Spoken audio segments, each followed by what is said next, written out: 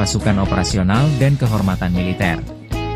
Adapun acara itu digelar di Lapangan Udara Suparlan, Pusdiklat Pasus, Batu Jajar, Kabupaten Bandung Barat pada Minggu 10. Saya Hersbun Arif bisa kembali menjumpai Anda semua. Bagaimana hari libur Anda bersama dengan sahabat, sanak keluarga? Mudah-mudahan Anda bisa menikmati akhir pekan ini dan memulihkan kesehatan. Dan yang paling penting sekarang ini kesehatannya adalah kesehatan akal ya. Kita tetap akal sehat itu jauh lebih penting di negara sekarang ini. Di negara kita seperti saat ini ya. Saya akan mengajak Anda untuk membahas satu momen yang cukup menarik ya. Karena Wakil Presiden Gibran Rakabuming hari Sabtu kemarin itu mengunggah momen dia makan siang bersama dengan Ketua Harian Partai Gerindra Sufmi Dasko Ahmad yang juga Wakil Ketua DPR RI. Makan siang bersama Wakil Ketua DPR RI, Bapak @Sufmi_Dasko, menunya mie bakso, nasi dendeng balado, dan tumis daun pepaya. Selamat berakhir pekan untuk kawan-kawan semua. Itu unggahan dari Gibran Rakabuming. Berarti hanya mengunggah foto makan siang dan menyebutkan menu yang mereka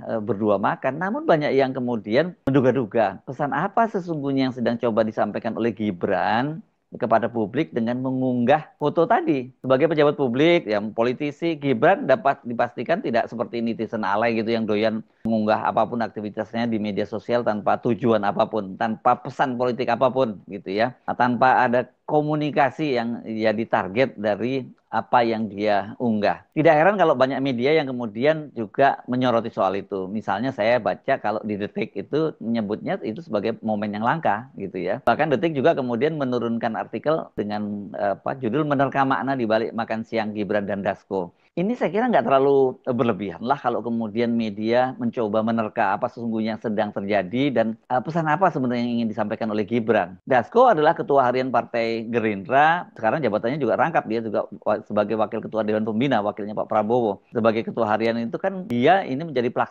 pelaksana dari Ketua Umumnya ya Pak Prabowo Subianto yang sekarang menjadi Presiden. Selain itu Dasko juga menjadi Wakil Ketua DPR yang kalau kita lihat perannya ini sekarang ini sangat besar. Bahkan ini kan kalau di kalangan media bahkan teman-teman DPR menjulukinya dia sebagai Ketua Umum DPR ya karena perannya yang sangat sentral di parlemen itu. Saya nggak ingin menyatakan bahwa dia lebih dari Ketua DPR Puan Maharani, tapi memang kelihatan sekali peran dari Dasko ini sangat menonjol. Dengan posisinya itu kan Dasko memang bisa menjalankan bahkan memainkan dua peran ya dalam konteks dengan Presiden Prabowo dan Partai Gerindra yang belakangan ini hubungannya dispekulasikan sedang perenggang atau menjauh dengan mantan Presiden Jokowi menyusul proses amnesti dan abolisi terhadap Thomas Lembong dan Hasto Kristianto. Gibran itu bisa menyampaikan pesan bahwa keduanya baik-baik saja kok, nggak ada masalah kok ya. Dia bisa makan siang dengan Dasko yang itu notabene adalah panjang tanganan dari Pak Prabowo. Sementara dalam posisi Gibran sendiri sebagai wakil presiden yang sekarang ini sedang digoyang oleh desakan pemakzulan yang dilakukan oleh para purnawirawan dan juga para civil society lainnya, Gibran juga bisa menyampaikan pesan, saya tidak ada masalah dengan DPR. Jadi ya sekali lagi tidak berlebihan kalau banyak menafsirkan bahwa ya Gibran tidak asal iseng memasang foto itu.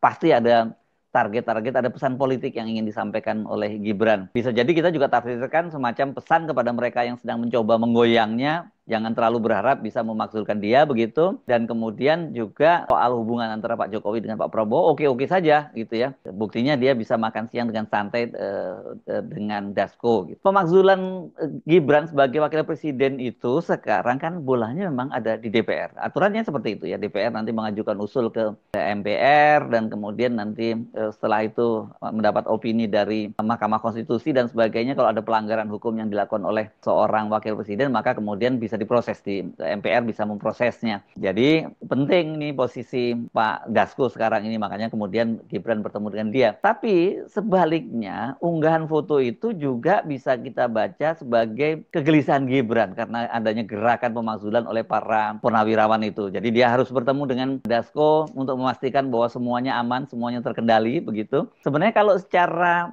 hierarki kan biasanya kayak gini nih yang mengunggah fotonya bukan Gibran, justru yang mengunggah foto adalah Dasko ya. Oh baru bertemu dengan presiden kan biasanya seperti itu ya. Artinya menunjukkan bahwa dia kan posisinya bagaimanapun juga meskipun yang satu eksekutif satu legislatif, tapi dalam posisi tentu saja Gibran itu lebih tinggi ya posisinya dibandingkan Dasko. Tapi justru yang memajang fotonya adalah Gibran. Nah soal pemakzulan ini kan Purnawirawan sudah ngirim surat ke DPR dan akhirnya setelah sebelumnya dinyatakan bahwa belum diterima dan sebagainya, akhirnya DPR juga mengakui bahwa sudah menerima itu. Pada waktu itu Dasko juga menyatakan bahwa itu akan dibacakan nanti dalam 1-2 pekan ke depan gitu. Itu udah berapa bulan yang lalu, tapi sampai sekarang kan itu belum dibacakan ya. Tapi saya mendapat informasi dari kalangan anggota DPR bahwa soal pemakzulan itu sebenarnya secara tidak resmi diam-diam sudah mereka bahas. Dan mayoritas para anggota DPR itu sekarang ini dalam posisinya itu mendukung pemakzulan. Memang masih ada sih ya partai-partai yang tidak sepakat seperti Golkar yang sekarang ini bagaimanapun ketuanya adalah Bahlil Lahadalia, ini proksinya Pak Joko Widodo. Makanya kalau belakangan ini muncul juga isu bahwa Bahlil digoyang-goyang gitu ya, mau dikudeta, mau dimunaslupkan dan sebagainya. Saya kira itu bagian dari power game yang ada di Golkar dan dalam skala yang lebih besar ini kaitannya dengan posisinya Jokowi dan Gibran Rakabuming. Selain Golkar, saya juga mendengar katanya di PDIP. Ini menarik ini, PDIP katanya juga belum sepenuhnya sepakat juga soal itu karena memang di kalangan PDIP sendiri juga masih ada ya kelompok-kelompok yang lebih kompromis lah dengan mantan Presiden Joko Widodo. Beda dengan faksinya Hasto yang dan bersama dengan Ibu Megawati yang frontal banget terhadap Joko Widodo. Hanya saja sekarang ini katanya yang belum sepakat DPR itu adalah siapa yang akan menggantikan Gibran bila dia dimakzulkan. Kalau sesuai dengan ketentuan undang-undang kan bila seorang wapres itu dimakzulkan maka presiden itu bisa mengajukan 2 nama yang nantinya itu akan dipilih oleh MPR. Jadi itu kewenangan dari Presiden. Dalam hal ini kalau dalam kasus Gibran itu kewenangan dari Pak Prabowo. Sejauh ini setidaknya ada 2 nama yang banyak disebut-sebut berpeluang menggantikan Gibran. Kalau dari internal koalisi pemerintah, Partai-Partai Koalisi Indonesia Maju Plus, itu ada nama Agus Harimurti Yudhoyono, putra mantan Presiden Susilo Bambang Yudhoyono, itu yang disebut sebagai kandidat yang kuat. Sementara kalau dari partai non-pemerintah, nama Puan Maharani, Putri Megawati, disebut juga sebagai calon kuat karena posisi PDIP sebagai parpol sekarang kan dia memiliki jumlah kursi terbanyak di parlemen. Apalagi sekarang walaupun tidak menjadi masuk dalam pemerintahan, tapi dia secara tegas PDIP setelah Kongres di Bali kemarin, Kongres ke-6 menyatakan bahwa mendukung penuh pemerintahannya Prabowo Subianto. Tapi di dalam posisi sebagai penyeimbang, tidak oposisi tapi tidak juga masuk menjadi bagian koalisi. Namun 2 nama itu sejauh ini rupanya nggak disepakati oleh mayoritas anggota DPR. 2 nama itu juga sempat disebut-sebut ketika Joko Widodo kan kemarin ribut-ribut soal ijazah palsu, menyebut ada tokoh besar, ada agenda besar di balik ribut-ribut ijazah palsu dan pemakzulan Gibran Rakabuming. Dan kemudian secara spesifik kan para daihatnya Jokowi, misalnya Sylvester Matutina menyebut bahwa ada tokoh besar itu adalah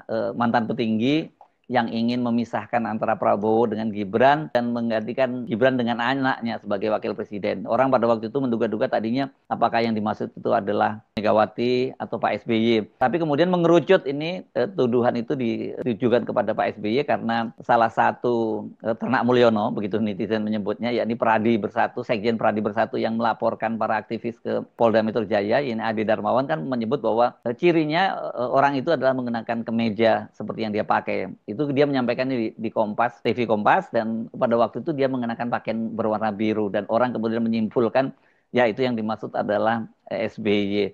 Nah ini yang kemudian membuat kemudian Partai Demokrat berang dan berencana bahkan membawa kasus ini ke ranah hukum. Tapi kemudian situasinya mereda, apalagi kemudian Kaisang Pangarep membantah bahwa Pak Jokowi nggak pernah menuduh Pak SBY dan katanya hubungan antara Pak SBY dengan Pak Jokowi cukup bagus. Hubungan Gibran dengan Pak SBY juga bagus karena Pak SBY ketika sakit kemarin juga Gibran sempat menjenguknya. Kelihatannya kasus itu nggak berlanjut ya kalau kita lihat, justru yang sekarang malah berlanjut soal Sylvester yang sampai sekarang belum dieksekusi untuk masuk penjara padahal dia sudah divonis 1,5 tahun penjara. Ini nama ini memang kemudian mengerucut ke wapresnya, ya ini calon wapresnya adalah AHY dan Puan Maharani. Dan nama itu juga disinggung oleh mantan Menko Polhukam Mahfud MD di channel YouTube-nya. Dia menyebut bahwa kalau rekam jejaknya itu memang cukup mumpuni AHY, tapi dari sisi politik kata dia belum cukup ini AHY. Sementara kalau Puan, justru Mahfud MD menyebut selain Puan itu nama Ganjar, itu pasangan dia sebagai calon presiden pada Pilpres lalu juga berpeluang untuk menjadi wakil presiden yang diajukan oleh Prabowo Subianto, atau bahkan nama Gubernur Jakarta sekarang, ini politisi PDIP Pramono Anung juga menurut Mahfud MD punya peluang. Bukan hanya itu, kalau dari luar pemerintahan kata Mahfud MD, nama Anies Baswedan juga sebenarnya berpeluang. Tapi kata dia kan persoalannya Anies Baswedan tidak punya partai politik. Sementara kalau sekarang ini kemudian Gibran dimakzulkan, maka yang punya peluang itu ya para politisi, karena yang menentukan adalah MPR, dan kita tahu MPR ini adalah representasi dari DPR dan DPD. Di luar nama-nama itu justru yang sangat menarik ini. Saya juga mendengar dari teman-teman di DPR ada kuda hitam sebagai calon wakil presiden pengganti Gibran itu. Ini justru nama Dasko juga disebut-sebut sebagai salah satu kandidatnya. Karena sekarang ini Dasko itu memang pengaruhnya luar biasa di DPR maupun di DPD. Dia kabarnya ini karena lebih luas gitu dan dia bisa diterima oleh semua kalangan. Hanya persoalannya kan masa iya kemudian Pak Prabowo mengajukan juga calon dari internal Gerindra sendiri. Walaupun sudah ada presidennya ya, tapi itu waktu Pilpres kemarin kan Pak Prabowo juga berpasangan sesama Gerindra Pak ya, ketika dia berpasangan dengan Sandiaga Uno. Tapi yang jelas sampai sekarang ini masih cair ya, belum sampai pada satu kesepakatan siapa gitu. Pemakzulan itu kelihatannya sudah yes, tapi siapa yang akan menjadi pengganti Gibran itu yang sampai sekarang belum ada kesepakatan. Jadi kalau kemudian pertemuan antara Dasko dengan Gibran dan Gibran kemudian mengunggahnya, kelihatannya Gibran juga paham bahwa posisinya Dasko itu sekarang sangat sentral. Dia banyak memainkan peran. Ketika DPR misalnya menyatakan persetujuannya atas usulan Presiden memberi abolisi dan amnesti, kan yang menyampaikan waktu itu bersama dengan Menteri Pratman Andi Aktas, Menkumham, dan juga Mensesnek Prasetyo Hadi, yang bicara adalah Dasko sebagai wakil ketua DPR, bukan Puan Maharani. Banyak juga yang menyebut mungkin pada waktu itu karena ada faktor Hasto, jadi mungkin bukan Puan lah. Puan mungkin nggak merasa nyaman kalau dia menyampaikan, makanya Dasko. Tapi kalau kita menyimak bagaimanapun juga Dasko ini memang sekarang dia perannya cukup sentral. Nah, ini ada juga perkembangan yang terbaru yang menarik ini soal amnesti jilid 2. Ini kan pemerintah direncanakan akan memberikan amnesti jilid 2, dan seperti dikatakan oleh Sahganda Nainggolan, aktivis oposisi yang belakangan sangat dekat dengan Dasko, dia menyatakan dia itu diminta oleh Dasko untuk mengusulkan nama-nama yang akan diberi amnesti. Dan dia katanya sudah memasukkan 210 nama mereka-mereka tokoh politik ini yang pernah jadi lawan politik Jokowi dan kemudian dikriminalisasi. Ya termasuk salah satunya Sahganda sendiri sebagai aktivis Koalisi Aksi Menyelamatkan Indonesia bersama Jumuh Hidayat, bersama Anton, kemudian bersama dengan Edi Mulyadi. Semua itu katanya dimasukkan mendapatkan amnesti. Juga nama Habib Rizik Syihab. Ini jadi menarik ini kalau memang itu yang terjadi nantinya ya. Kalau lihat rekam jejaknya ya, kendati dia ini politisi Partai Gerindra dan dulu menjadi lawan dari Joko Widodo ya, karena Pak Prabowo kan lawan politiknya Pak Joko Widodo pada Pilpres 2014 dan 2019.